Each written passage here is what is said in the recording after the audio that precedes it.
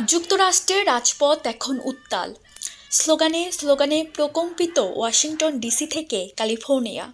দাবি একটাই, অবিলম্বে বন্ধ করতে হবে আইসের ধরপাকড়। বর্তমান অভিবাসন নীতির গ্যাড়াগলে পড়ে দেশটিতে প্রতিনিয়ত বিচ্ছিন্ন হচ্ছে হাজার হাজার পরিবার। মাঝরাতে বাড়ি কিংবা কর্মস্থল থেকে তুলে নেওয়া হচ্ছে অনেক মানুষকে, যাদের অধিকাংশরই নেই কোনো অপরাধের রেকর্ড।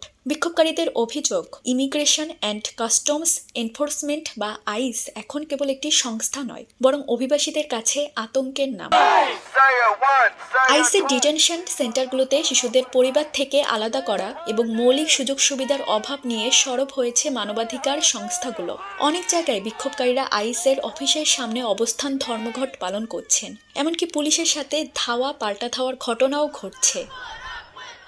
বিশ্লেষকরা বলছেন, সামনে নির্বাচন থাকায় অভিবাসন ইস্যু এখন যুক্তরাষ্ট্রের রাজনীতির প্রধান হাতিয়ার। একদিকে কট্টরপন্থীদের অভিবাসন বিরোধী অবস্থান, অন্যদিকে উদারপন্থীদের মানবিক দৃষ্টিভঙ্গি।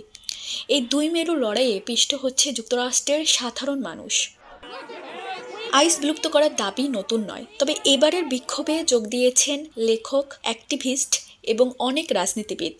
অভিবাসন ইস্যুতে যুক্তরাষ্ট্রের এই অভ্যন্তরীণ টানাপোড়েন শুধু হোয়াইট হাউসের মাথা ব্যথা নয়, বরং আন্তর্জাতিক রাজনীতিতেও এর প্রভাব পড়ছে। বিশেষ করে মানবিক দেশ হিসেবে যুক্তরাষ্ট্রের ভাবমূর্তি এখন বড় ধরনের প্রশ্নের মুখে বলে মনে করছেন বিশ্লেষকরা।